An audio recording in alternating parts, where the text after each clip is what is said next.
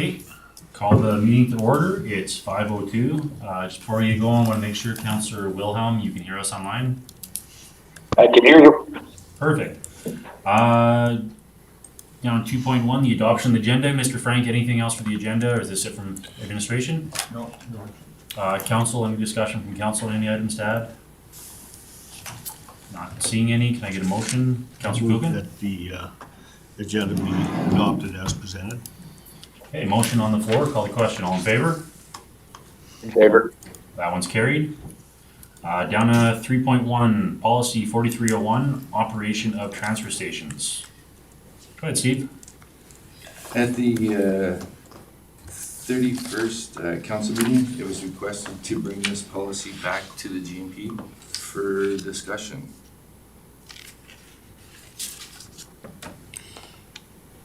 Okay, so we have the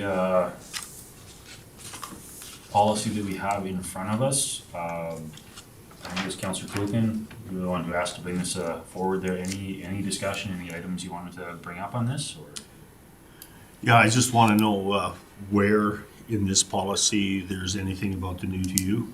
That's the one that seems to be bringing up most of the controversy on, and how we would address that. I don't know, or through the chair to the council, I don't know when that program ever was brought into our transfer sites. I started here in '07 and it was already there. So I'm not sure what to say about that one. It sounds like it's something that we just started. We don't really have a policy around. That's correct. Okay, so I guess through the chair, I guess then what we need to do is we need to develop a policy for that, like across the board, because I just get a sense that when I looked at all of the clearing of the trees and all of that stuff, is that that's not where the problem is. There's some staffing problem issues. If you clear the trees out, you're just going to have stuff blowing around in the community, and I think that was the concerns that were brought to my attention from the landowners that are around the transfer sites. So, part of the discussion that we have to get into when we look at this policy is, what are we actually trying to solve here? Because I don't see, people are going to break in, people are going to dump stuff there, no matter whether the new to you is there or whether it's cleared or not. There's going to be a problem, and I think that we have to have a better understanding of what the job descriptions of the people that work those sites are, because it's obviously different. I've got some letters that were sent to me from the Goose Lake site, which I can't discuss because it is would-be personnel issue.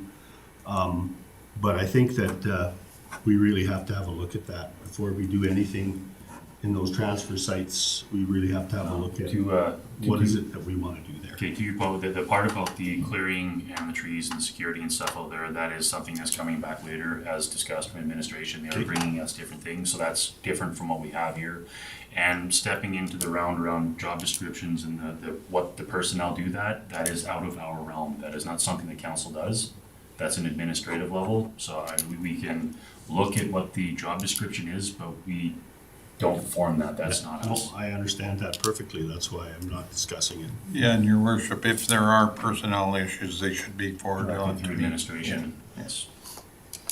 As far as the policy, now, if we, I'll get to you just a second here. If we want to develop something around the usage of the take it and leave it, that'd be something. Obviously, we can ask administration to have something come back with maybe a plan on how we're going to continue utilizing those. But as far as for the policy in our transfer stations, we got here. I'll get to you just a second, Steve. Councilor Gross?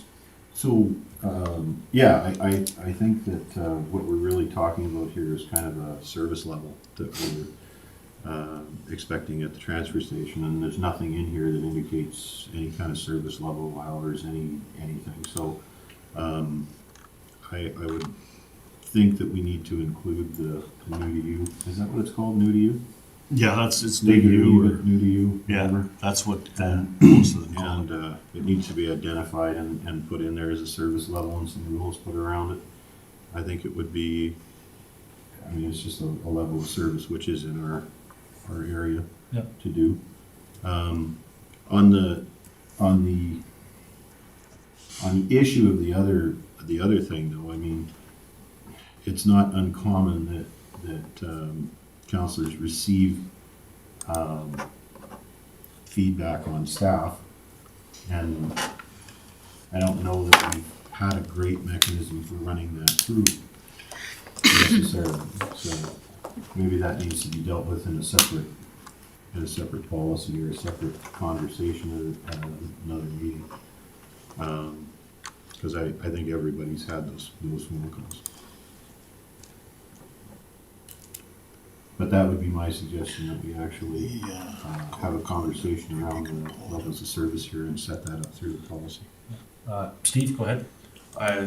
Through the chair to council, I've also, another request that came up out of the last meeting was to prepare a list of items for the take it or leave it sites.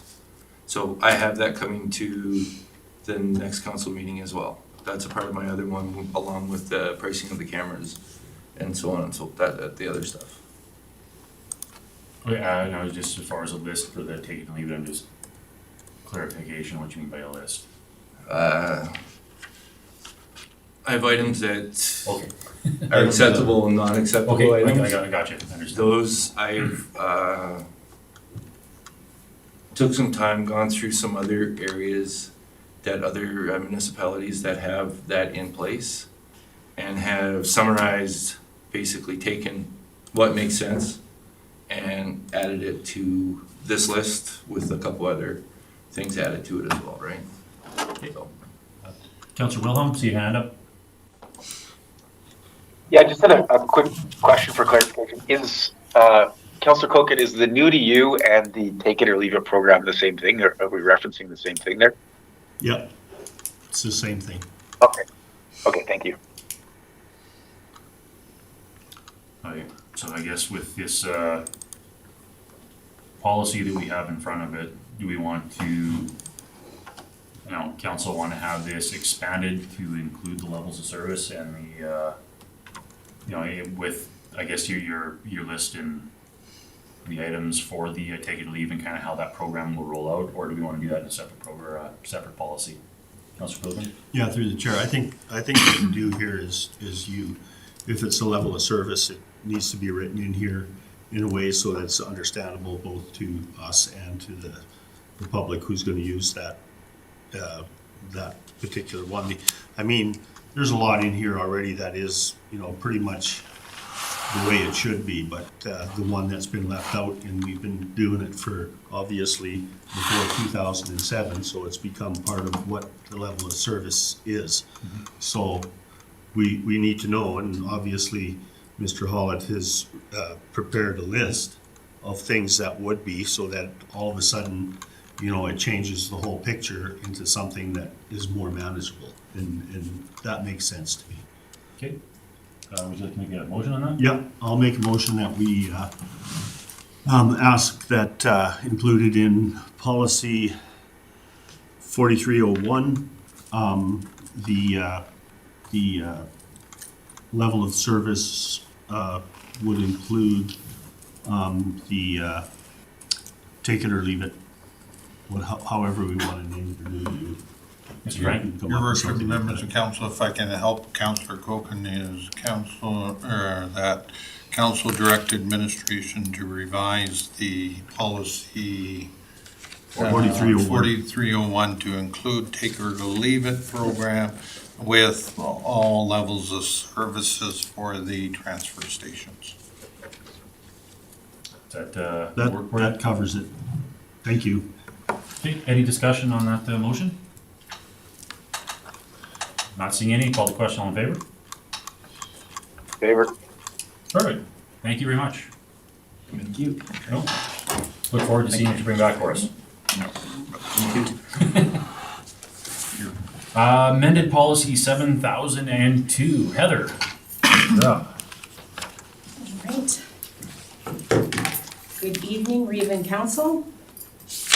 So before you today is proposed amendments to policy 7002. This is the policy that guides our community organization capital and operating grants. So what this policy does is guides how much we subsidize and how much we provide for capital, which is 50%. But tonight, we're talking mainly about the operating. I shouldn't say mainly, we're talking about the operating side of this grant. So a little bit of background, this policy was changed, amended in 2020 with, when you guys went in, I shouldn't say when council went into their financial recovery plan, you asked that we look at ways to reduce funding but continue to still support our groups. So we looked at ways to do that, and so what was reduced was we went from a 90% utility subsidy to 75%, and we decided to cap what amenities they could apply for. So for instance, their community hall, for their maintenance, they could get a maximum of $5,000. They might get less, but we budget for $5,000. For playgrounds, they can apply for $1,500. So what that allowed us to do was to have consistent budgeting. We knew we budgeted for that maximum amount, and if they were under, then we were under too. So we had that surplus. So not only did we reduce what we were funding, we were still giving them a good amount of money, but it was also helpful to us, reduced budgeting risk and was more consistent.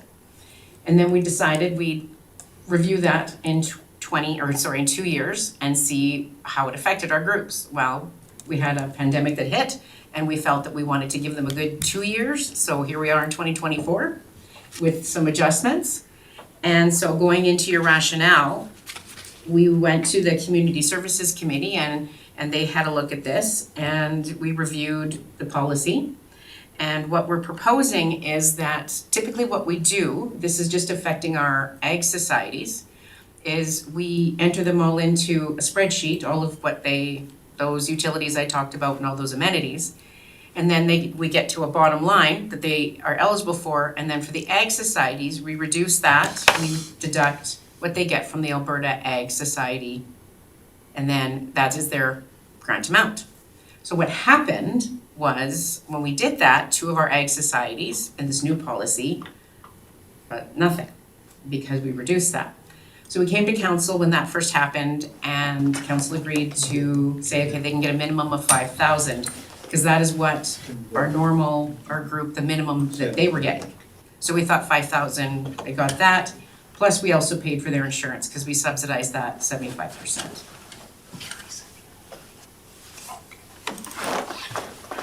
So what we are proposing is to amend this policy to no longer deduct that amount from the ag societies. So to just jump ahead to the last item was in your RFD is that comparison, is the comparison sheet. And so what we wanted to show there, and I went back to 2018 so you could see what they were getting before. If you look at, for instance, the top line for Anselmo Ag, in 2018, they had a grant, that was their check amount, was for $5,392.52. Had we not reduced that Alberta Ag, the amount that they got, they would have received $28,444. So that is significant. However, the only 2 that were impacted really when you look at the spreadsheet were Anselmo and Whitecourt. Because, as I just quickly made a note there, in the Fort Assiniboine Ag Society, they run the only indoor ice rink that we have. And to have that running, we have to meet a lot of standards. They have to have paid staff. Their utilities are jacked. So they get a subsidy of $40,000 to put them on an even playing field with the rest of the groups. So they still receive funding, but as you can see, they receive quite a bit less than they used to. However, they are comfortable. They said that they're good with operating the way they are now, they're not gonna say no to more money, but they would do more programming. So the rationale is our ag societies, all of our community groups do amazing things. But our ag societies, they're active. They are doing great things in their community. They do a lot of programming. So this would still keep it fair with the rest of the community groups, but maintaining the level of funding that we give to them so that they can operate.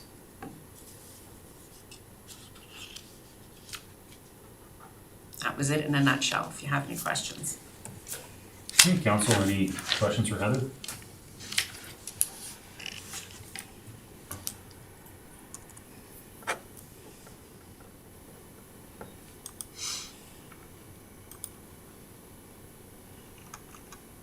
It's quiet. It's too quick.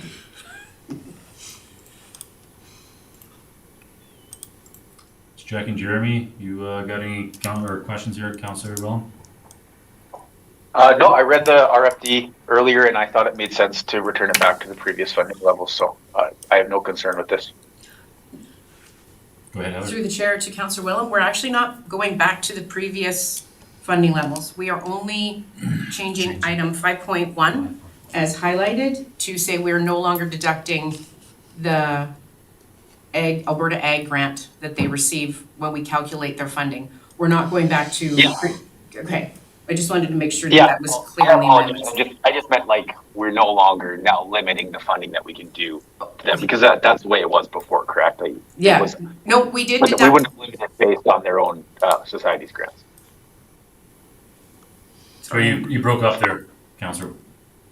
I apologize, sorry, hopefully my internet's okay here. I just meant that previously we wouldn't have limited their funding based on their agricultural societies grants, and returning back to that makes sense to me. No, we did then previously as well. Oh, okay. Oh, I misread that then. Where, sorry if that was confusing, can I clarify that for you? Where did you see that?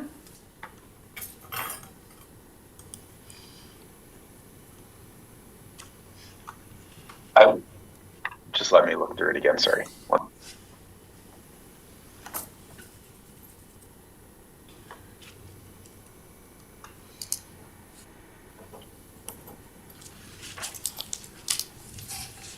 Just for clarification, in a nutshell, essentially we're, by taking the ag grant from the province out of the calculation, it just, some of the halls that are maybe funded a little lower level than the others will be kind of a little more comparable in the end, is where we're.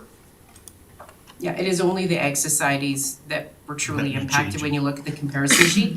It was only the ag societies that really saw that dip in their funding. And I did attach a letter from the White Court and District where they said like they were needing money. However, they've had a little bit influx of funding recently, so that was good for them. But they were struggling. And I do know in Salmo Ag, they've been very good at keeping within the bounds of everything that they have, that we provided, and been very grateful for the funds that are coming, but they also have a couple other, large, I guess, capital expenses coming up too, that they're looking at other grants and stuff that can go, but, a little extra funding on their end would definitely help kind of get there. Your worship, to Heather, the budget implications in regards to this.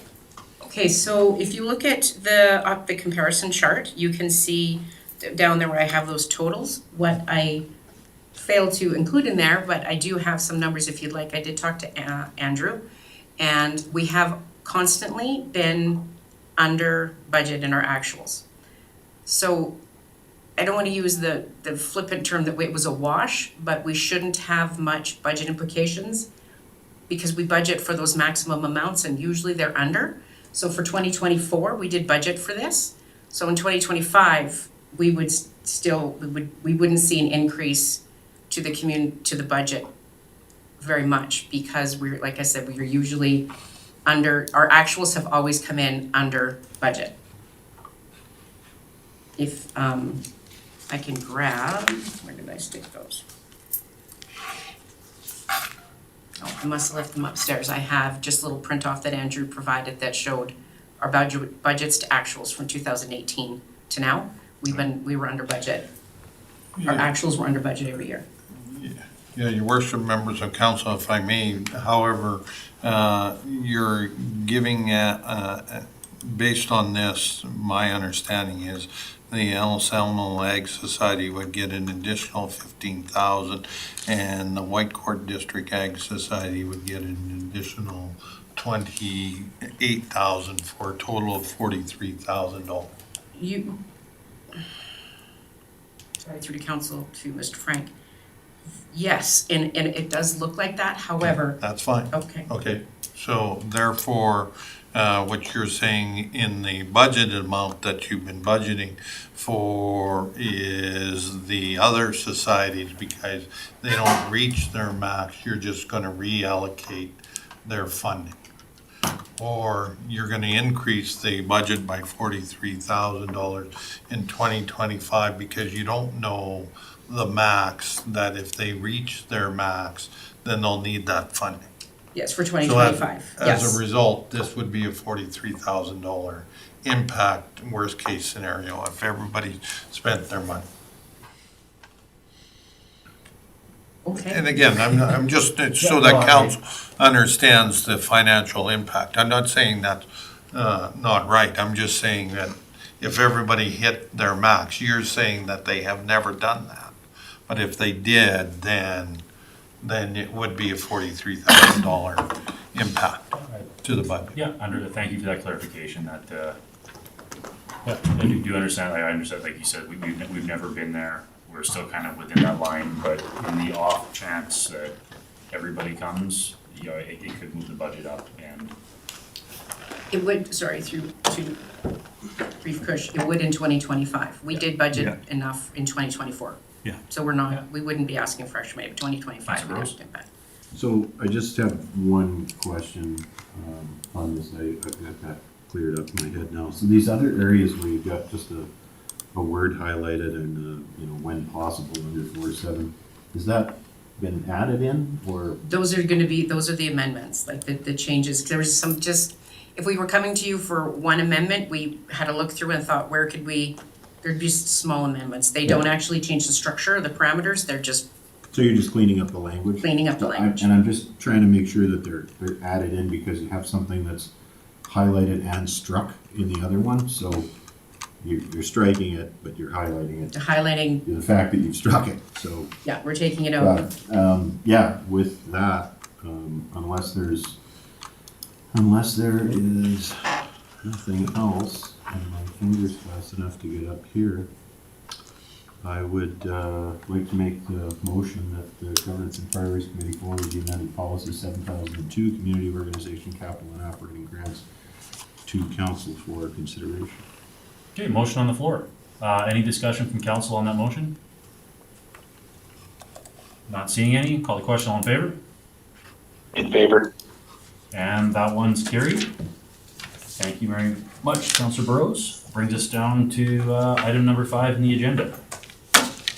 Councillor Wilhelm, you want to get one on the board there? Just before, Okay, sorry. Mr. Chair, just before we adjourn, we did have that thing that we were talking about on the under the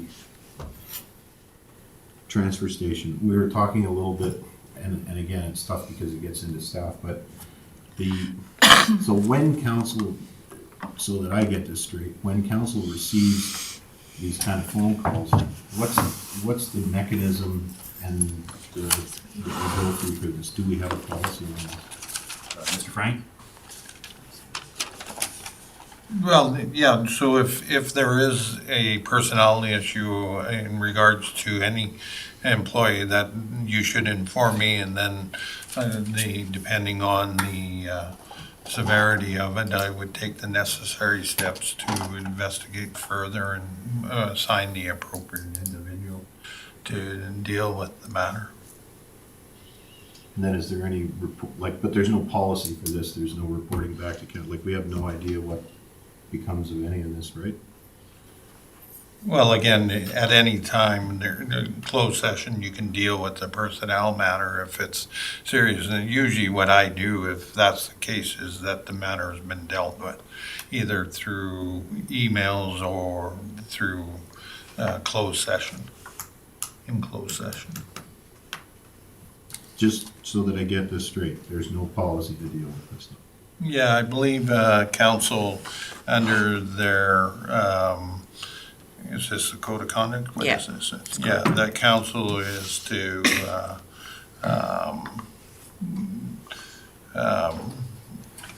no, that's not it. I'm just trying to okay. remember. Any concerns or requests that informally appropriate to the CAO, and then based on the use of municipal resources. I'm just reading, convey all concerns or requests or action directly to where appropriate is agreed by the community with the director without communicating to any specific course of action, expenditure, or use of municipal resources, right? So that's the policy in regards to that. And then there's in the procedural bylaw or in the CAO's bylaw, there would be a line that says that I'm informing of any personnel matters that are required. I don't have it in front of me, but I can provide that information to council. That would be in a closed session when you provide that back to council. Yeah, that's correct. Okay. Yeah. Any land, legal, or labor would go in a closed session. Yeah. Okay. Anything else? Okay, takes us to, Councilor Burrows. I'll make a motion to adjourn. Okay, motion to adjourn, no discussion on that, call the question, all in favor? Favor? And it's carried, we're adjourned.